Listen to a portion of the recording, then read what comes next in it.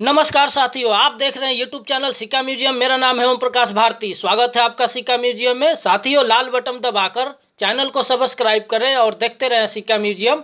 आप अपने बच्चे को दिल्ली एनसीईआरटी का क्लास 6 से क्लास 12 तक किताब पढ़ाएं और बोले आपका बच्चा पढ़ने के बाद सारा चीज़ याद रखे, यूपीएससी के परीक्षा में काम आएगा। अपने बच्चे को बड़ा अधिकारी बनाएं। साथियों, आज हम लोग इस वीडियो में हिंदू शब्द, हिंदू धर्म के जानकारी लेंगे। हिंदू शब्द हम लोगों का भारत का शब्द नहीं है, यह पर्शियन लिपि है। पर्शियन लोग जब भारत आए और यहाँ के लोगों से युद्ध में हराया और हारे हुए लोगों को पर्शियन लोग हिंदू कहा। साथियों, यह पहला किताब है। इसमें हम लोग देखते हैं और जानते हैं कि इसमें क्या लिखा हुआ है और हिंदू शब्द के बारे में क्या लिखा हुआ है।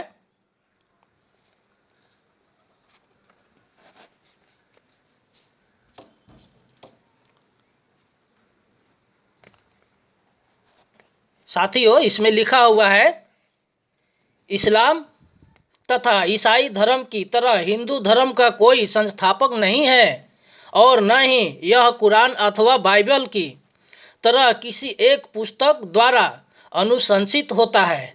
अपनी मानसिक क्षमता के साथ प्रत्येक व्यक्ति संप्रदाय, जाति, पंथ तथा संस्कृति को अपनी कला, उपासना पद्धति एवं विश्वासों की स्वतंत्रता हिंदू धर्म प्रदान करता है और सभी के द्वारा एक धार्मिक अथवा आत्मिक रीति रिवाजों व नियमों के पालन हेतु दृढ़ नहीं है। डॉक्टर विष्णु शंकर श्रीवास्तव, कंबुज लेखों अभिलेखों का धार्मिक अध्ययन, पेस्ट 85। कहा जा सकता है कि हिंदुओं की कोई एक निश्चित आचार संहिता नहीं है। तो साथियों, आप पढ़ लिए और समझ भी गए होंगे कि हिंदू धर्म का कोई संस्थापक नहीं है और इसका कोई लिखित किताब नहीं है। बस ये हमारे ऊपर किसी ने थोप दिया। किसने थोपा, हम लोग आगे देखेंगे। साथियों, आप इसमें पढ़ सकते हैं, यहाँ लिखा हुआ है, खाल हिंदू चेहरे के काले तिल को कहते हैं।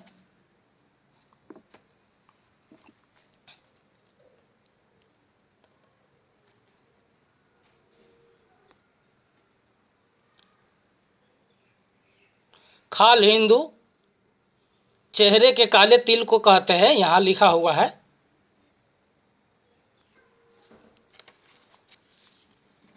इस किताब में लिखा हुआ है, आप बीती तैमूर लंग, संजना कौल ने लिखे हैं इस किताब को। इतिहास का एक दुर्लभ और रोमांचक दस्तावेज है।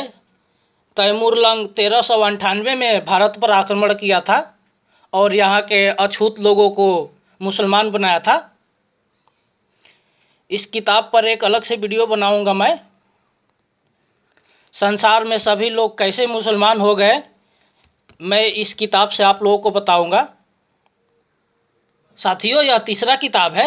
हम लोग इस किताब में भी देखते हैं कि हिंदू के बारे में क्या लिखा हुआ है और यह सच्चाई है, इसे स्वीकार करना पड़ेगा। साथियों, इसमें लिखा हुआ है, हिंदू का अर्थ होता है काला मसूक चेहरे का तिल, चोर, लुटेरा, गुलाम।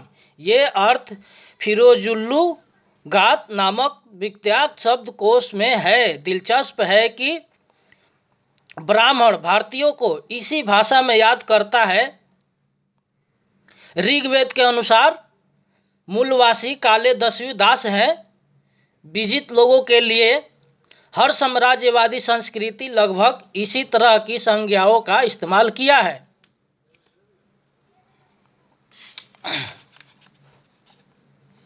साथियों, इसमें और एक बात लिखा हुआ है,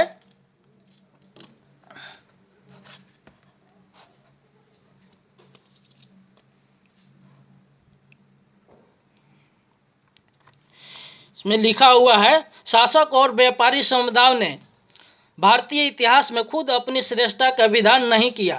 ब्राह्मण, मुगल और ईसाई। और यह दिलचस्प बात है कि ये तीनों ही विदेशी तीनों ही अब्राहम के वंशज रहे हैं। तीनों ने भारतीयों के बारे में एक जैसी घृणा स्पष्ट बातें कही है।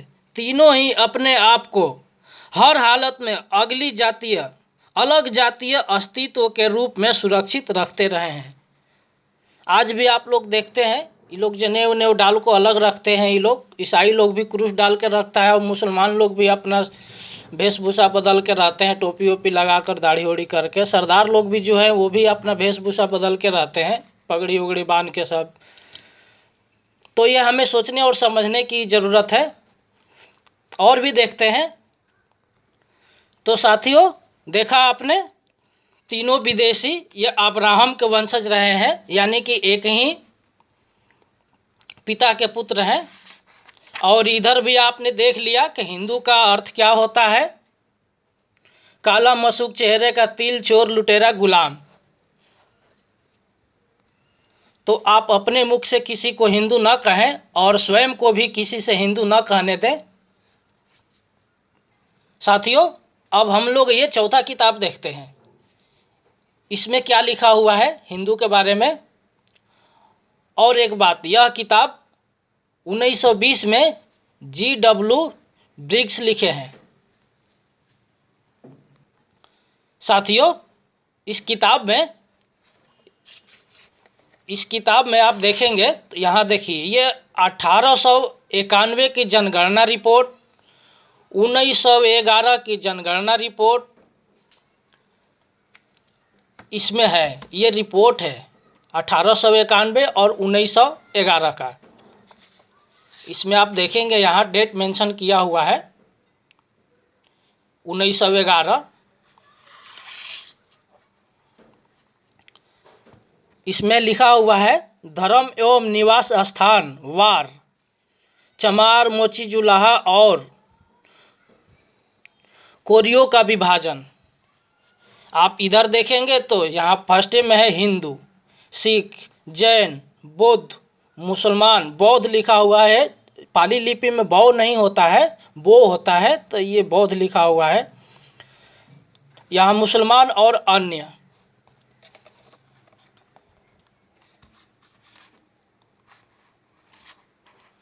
तो आपने देखा साथियों, एक थोपी हुई चीज़ 1911 आते आते ये एक धर्म बन गया ये।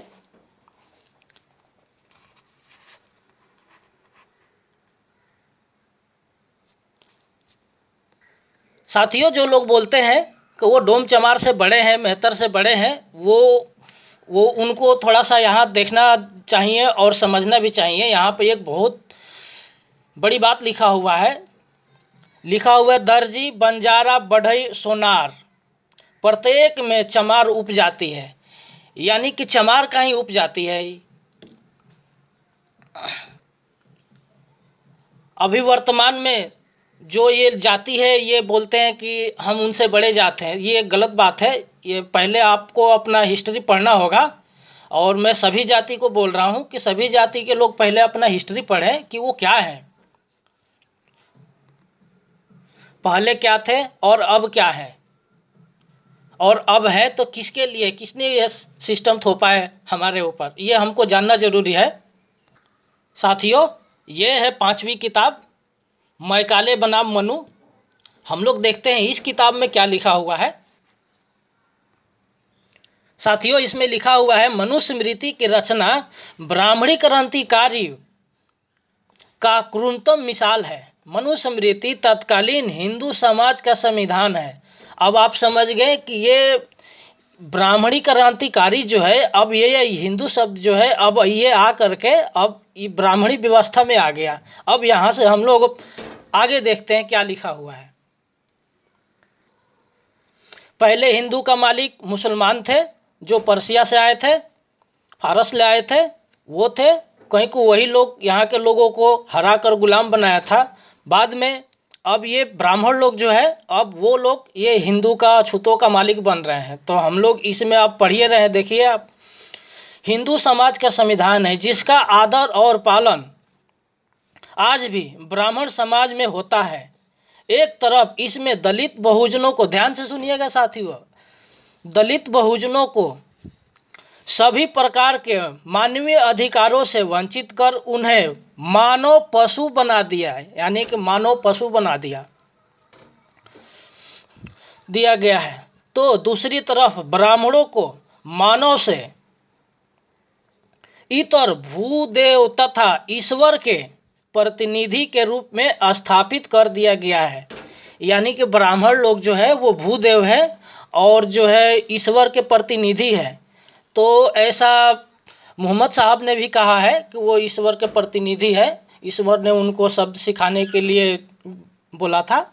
और उसके बाद बाइबल में भी ये चीज़ आता है कि वो ईसा मसीह जो थे वो भी बोले थे कि वो ईश्वर के प्रतिनिधि हैं। और यहाँ भी आ गया मनुस्मृति में भी।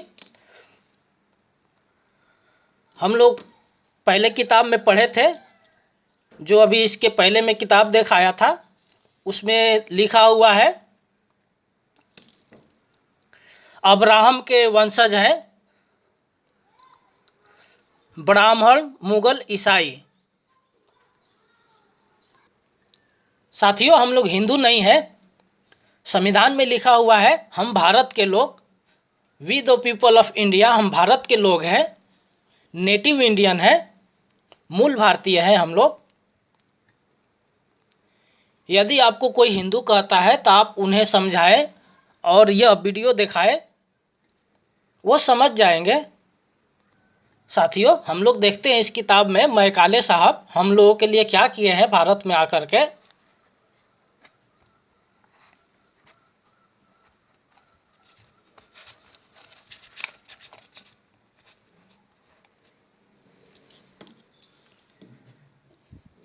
साथियों, इसमें लिखा हुआ है लॉर्ड मैकाले बहुजन शिक्षा के क्रांति दूत। लॉर्ड मैकाले गवर्नर जनरल की काउंसिल का कानून सदस्य नियुक्त होकर 10 जून 1834 को भारत आए। उनका भारत आना भारत और मूल निवासियों के लिए वरदान साबित हुआ। सन 1757 से 1857 के शासनकाल में ईस्ट इंडिया कंपनी ने भारत में मूल अपना ध्यान व्यापार पर केंद्रित रखा। इस दौरान कंपनी द्वारा शैक्षणिक, सामाजिक और राजनीतिक स्तर पर कई सुधारात्मक और विकासात्मक कार्य किए गए। भारत के विकास के इसी सिलसिले को जारी रखते हुए वर्ष 1813 में ब्रिटिश संसद ने ईस्ट इंडिया कंपनी पर एक शर्त लगाई, जिसके कंपनी एक्ट 1813 के मुताबिक कंपनी को प्रत्येक साल कम से कम 1 लाख रुपए मूल भारतीय नेटिव इंडियन की शिक्षा पर अनिवार्य रूप से खर्च करने थे।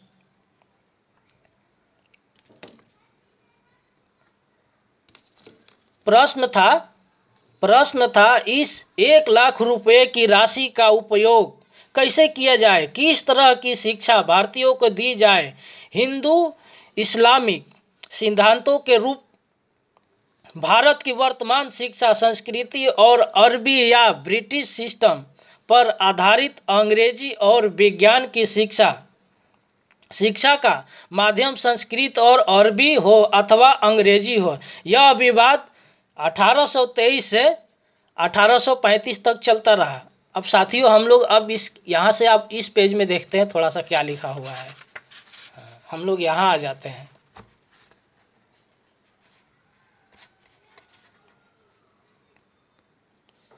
साथियों, ध्यान से सुनिएगा, यहाँ लिखा हुआ है मैकाले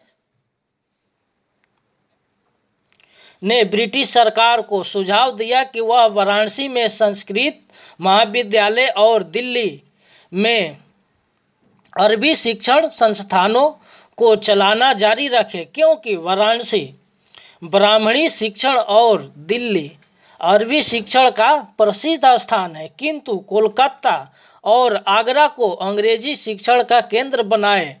मैकाले का मानना था कि पुरानी शिक्षा पद्धति यानी केवल संस्कृत और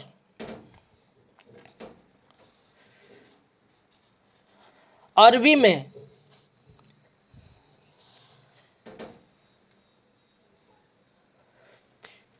में शिक्षा पद्धति प्रगति में बाधक है। भारतीयों को ऐसी शिक्षा देनी चाहिए जो बुद्धिमत्ता और आधुनिकता से परिपूर्ण सोच पैदा करे। इसके लिए अंग्रेजी शिक्षण पद्धति उपयुक्त है। मैकाले के अनुसार संस्कृत और अरबी को बढ़ावा सिर्फ इस बात के लिए नहीं देना चाहिए कि इन भाषाओं में क्रमशः हिंदू और मुसलमानों के अनेक धर्म ग्रंथ तथा ये ग्रंथ धार्मिक कानून सीखने के माध्यम हैं। उन्होंने ब्रिटिश हुकूमत के समक्ष अपना प्रस्ताव बेबाकी से रखते हुए कहा कि सरकार का यह कर्तव्य है कि वह किसी धर्म विशेष के प्रति उदार न होकर तटस्थ रहे।